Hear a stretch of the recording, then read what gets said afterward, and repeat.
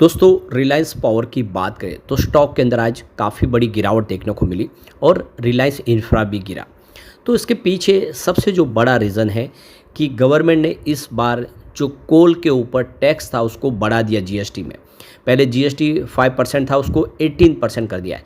इससे एक झटका लगा है कोल बेस्ड पावर प्लांट वाली कंपनियों को, जिसमें रिलायंस पावर मुख्य रूप से जो बिजनेस है वो कोल बेस्ड पावर प्लांट का ही है। लेकिन इसके अंदर भी एक आप देखें तो एक ट्विस्ट देखने को मिल रहा है। ये कोल बेस्ड पावर प्लांट में भले ही जीएसटी बढ़ाई हो लेकिन सेस हटा दिया है, जिससे आप देखें तो इस सेक्टर को फ़ायदा ही होगा, नुकसान की संभावना कम है। लेकिन एक बार तो माहौल ये हो गया कि जीएसटी को बढ़ा दिया गया है, जिससे टैरिफ बढ़ जाएगा। तो इससे एक माहौल निगेटिव बना है जो thermal power plant based company है उनके लिए। लेकिन हकीकत क्या उसको समझेंगे और क्या आने वाले समय रिलायंस पावर रिलायंस इंफ्रा फिर से बेहतर करेंगे, समझने की कोशिश करेंगे। फिलहाल स्टॉक अपने ऊपरी प्राइस है जो पिछले दिनों बनी तेज़ी 30 रुपीज़ नीचे। लेकिन फ्रेंड्स उससे पहले अगर आप पहली बार हमारे चैनल पे आए तो चैनल को सब्सक्राइब कर दीजिए, एक बेल आइकॉन दबा दीजिए ताकि जब भी नया वीडियो बने पहला नोटिफिकेशन आपको मिले। वीडियो पसंद आए तो लाइक शेयर जरूर कीजिए। चलो फ्रेंड्स वीडियो स्टार्ट करते हैं। मैं हूँ आपका दोस्त SB दवे और हमारे अपने चैनल ऑनलाइन कमाई में आपका बहुत बहुत स्वागत है। तो सबसे पहले रिलायंस पावर के कारोबार की बात करें तो 46.63 पर क्लोजिंग थी आज, जहाँ पे 2.35% की गिरावट देखने को मिली। इंट्राडे में 45.66 तक चला गया, लगभग 3-4% के आसपास की बड़ी तेज़ी देखने को मिली, गिरावट देखने को मिली।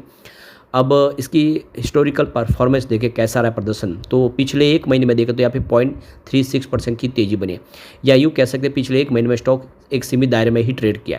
लेकिन 3 मंथ के हिसाब से तो यहाँ पे 21.63% की गिरावट है। और इसके पीछे सबसे बड़ी वजह कि पिछली बार जो तेज़ी का दौर शुरू हुआ था उसमें ये 76 तक चला गया था। अब यहाँ पे 1 ईयर की परफॉर्मेंस देखें तो 53.78% की ज़बरदस्त तेज़ी बताई स्टॉक ने, और 3 ईयर के हिसाब से यहाँ पे 104% की शानदार तेज़ी बनी है। लेकिन पिछले 5 सालों में तो ये बहुत बड़ा मल्टीबैगर साबित हुआ है। 1346% का बम्पर रिटर्न दिया है, क्योंकि कोविड काल में स्टॉक 1-2 रुपये के आसपास आ गया था। अब यहाँ पे रिलायंस इंफ्रा की बात करें तो 287 पर आज क्लोजिंग देखने को मिली, जहाँ पे 1.94% की गिरावट थी, यानी लगभग 2% के आसपास की गिरावट हुई। वैसे इंट्राडे में अगर आप देखें तो स्टॉक 299 तक पहुंचा था, लेकिन वहां से गिरावट हावी हो गई। अब इसकी परफॉर्मेंस को देखें तो पिछले एक महीने में यहाँ पे 1% के आसपास की गिरावट हुई है, यानी पिछले एक महीने से स्टॉक एक ही दायरे में ट्रेड कर रहा है। 3 मंथ की बात करें यहाँ पे 22.96% की गिरावट है, लगभग 23% की गिरावट हुई है। ये भी अपने ऊपर के लेवल से स्टॉक नीचे आ गया है। 1 ईयर के हिसाब से तो 38% की यहाँ पे तेज़ी बनी है। बात करें 3 ईयर की तो यहाँ पे 60% की आपको तेज़ी देखने को मिली, जबकि पिछले 5 सालों में 964% का इसने ज़बरदस्त रिटर्न दिया लोगों को। अब यहाँ पे देख सकते हो कि अनिल अंबानी के दोनों ही stock Reliance Infra Reliance Power आज गिरे ज़बरदस्त। तो बाजार आज पॉजिटिव खुला जीएसटी काउंसिल की तरफ से जो फैसला किया गया, जिसमें आप देख सकते हो कि 2 स्लैब ही रखे गए, 2 स्लैब को हटा दिया गया है, बहुत सारी चीज़ें सस्ती की गई। और आप देखें तो इनडायरेक्ट टैक्स स्ट्रक्चर जो है जो बनाया गया ये 22 सितंबर से लागू हो जाएगा, जिससे काफ़ी चीज़ें सस्ती होगी, इसका असर देखने को मिला। लेकिन अनिल अंबानी की दोनों कंपनियों में नुकसान देखने को मिला। तो इसके पीछे वजह यही है कि कोल की जो जीएसटी है उसको बढ़ा दिया गया, पहले 5% उसको 18% कर दिया गया, यानी ये उलट दिया गया है, जिसकी वजह से यहाँ पे एक माहौल बना कि अब आने वाले समय कोल बेस्ड पावर प्लांट को नुकसान हो सकता है, उनको टैरिफ बढ़ाना पड़ेगा। तो देखो कि रिलायंस पावर इस समय जो एक मेजर जो प्लेयर है वो पावर प्रोजेक्ट जो करते हैं कंपनी, उसमें ट्रेडिशनल पावर प्रोजेक्ट ज़्यादा है, रिन्यूएबल एनर्जी के भी प्रोजेक्ट्स कंपनी के पास है। लेकिन जो 70% 80% जो बिजनेस है तो वो तो पावर पे कोल बेस्ड पावर प्लांट का ही इनके पास है, और इसका काफ़ी बड़ा मार्केट शेयर है, जिसकी वजह से एक निगेटिव माहौल बना। तो रिलायंस इंफ्रा भी इसकी आप देखिए प्रमोटर कंपनी है, दोनों पे असर होता है सीधा। तो देखो कि इसकी वजह से ये एक निगेटिव माहौल बना और गिरावट हुई। अब लेकिन जीएसटी काउंसिल का ये फैसला, ये 56वीं जो बैठक थी, इसमें कई महीने से ये ऐतिहासिक रही। काउंसिल ने खाने पीने से लेकर कार, बीमा और अन्य कंपनियों पर जीएसटी दरें घटा दी है। इस बीच में कोयले पर जीएसटी बढ़ाकर 18% कर दिया गया, जो पहले 5% थी। इस बढ़ोतरी के बावजूद भी देखिए कोयला खनन की जो सबसे बड़ी कंपनी है इंडिया की, कोल इंडिया, उसको इस फैसले से खुशी हुई है। उनका मानना है कि जीएसटी की दर बढ़ने के बावजूद उनको घाटा नहीं होगा, उल्टे उनको फ़ायदा ही होगा। तो ये देख सकते हो कि कोयले पर 18% जीएसटी लगने के बावजूद भी कोल इंडिया को प्रॉफिट का सौदा दिख रहा है। इसके पीछे सबसे बड़ी वजह जो लगने वाला सेस था, सरकार ने वो सेस को हटा दिया है। तो आप देखो कि सरकार ने अभी तक कोयले पर 5% जीएसटी और प्रति टन 400 रुपये कंपेंसेशन सेस लगा रखा था। अब जीएसटी की दर 18% कर दी गई है, लेकिन सेस को खत्म कर दिया गया। इसका मतलब ये कोयले पर सिर्फ जीएसटी ही देना होगा, उस पर लगने वाले जो सेस था उसको खत्म कर दिया गया है।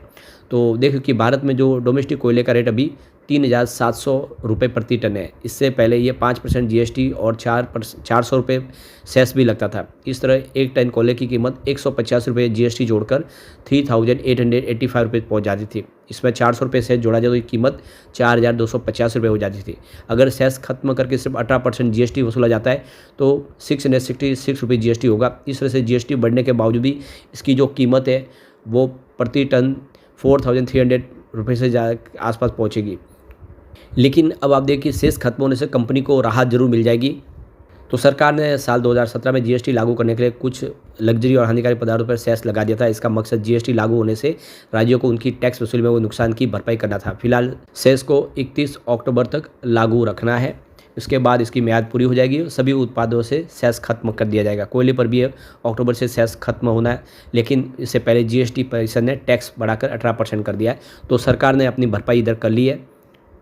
तो इसका थोड़ा सा असर बना, क्योंकि ये अभी जो लोग कह रहे हैं कि जो मार्केट के जानकार हैं वो कह रहे हैं कि जीएसटी जो बढ़ाएगी है कोल के ऊपर, उसका सीधा असर होगा कि जो इलेक्ट्रिसिटी टैरिफ है वो बढ़ जाएगा, यानी आम जनता के ऊपर लोड पड़ेगा, आपकी जो बिजली है वो महंगी हो जाएगी।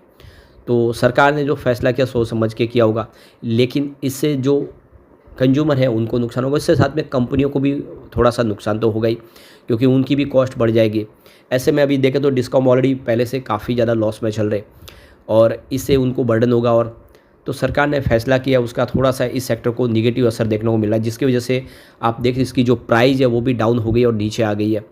अब यहाँ पे इसको लेकर इकरा की तरफ से जो उनके प्रेसिडेंट है विक्रम, उनका कहना है कि जीएसटी रेट जो है कोल के ऊपर आप देखिए उसमें बढ़ाएगी, लेकिन जो सेस 400 रुपये प्रति टन घटा ये एक पॉजिटिव है पावर सेक्टर के लिए। तो जीएसटी इंक्रीज़ की गई है नो डाउट, लेकिन 400 रुपये का सेस भी घट गया है। तो इससे कोई ज़्यादा डिस्कॉम को नुकसान नहीं होगा, जो प्राइस है वो लगभग उसी के आसपास रहेगी। उलट उनका कहना है कि 12 पैसे प्रति यूनिट की प्राइस कम हो सकती है इस सेस को हटाने से। जेएम फाइनेंशियल सिक्योरिटीज़ का भी यहाँ पे कहना है कि सरकार की तरफ से जो सेस 400 रुपीज़ प्रति टन हटाया गया है ये एक पॉजिटिव स्टेप है, जिससे यहाँ पे आने वाले समय जो कोल बेस्ड कंपनियाँ हैं और जो डिस्कॉम है उनको बेनिफिट होगा। और जो जीएसटी बढ़ा 18% वो न्यूट्रल हो जाएगा, क्योंकि ये 400 रुपये सीधा प्रति टन का फ़ायदा भी हो रहा है। तो इतनी कोई चिंता की बात नहीं है। आप देख सकते हो कि सरकार ने सोच समझ के फैसला किया है, सेस घटा दिया है, तो इससे ज़्यादा पर यूनिट का ज़्यादा ऐसा नुकसान नहीं होगा। तो कुल मिला के देख सकते हो कि आने वाले समय फिर से बेहतर होगा। और रिलायंस पावर ऑलरेडी देखें तो हमें बहुत सारे जो अपने प्रोजेक्ट है वो रिन्यूएबल एनर्जी की तरफ शिफ्ट करते हुए दिखाई दे रहे हैं। लगातार बहुत सारे हाइड्रो पावर प्रोजेक्ट भी कंपनी कर रही है और इसीलिए कोई चिंता की बात नहीं। आने वाले समय रिलायंस पावर, रिलायंस इंफ्रा फिर बेहतर करेंगे। लेकिन फ्रेंड्स, कोई भी इन्वेस्टमेंट करने से पहले अपने फाइनेंशियल एडवाइजर से एडवाइस ले ले या अपना खुद का रिसर्च करें, क्योंकि मैंने वीडियो आपके एजुकेशनल पर्पज़ के लिए ही बनाया। वीडियो पसंद आए तो लाइक से जरूर कीजिए और चैनल को सब्सक्राइब कर दीजिए। Thank you friends.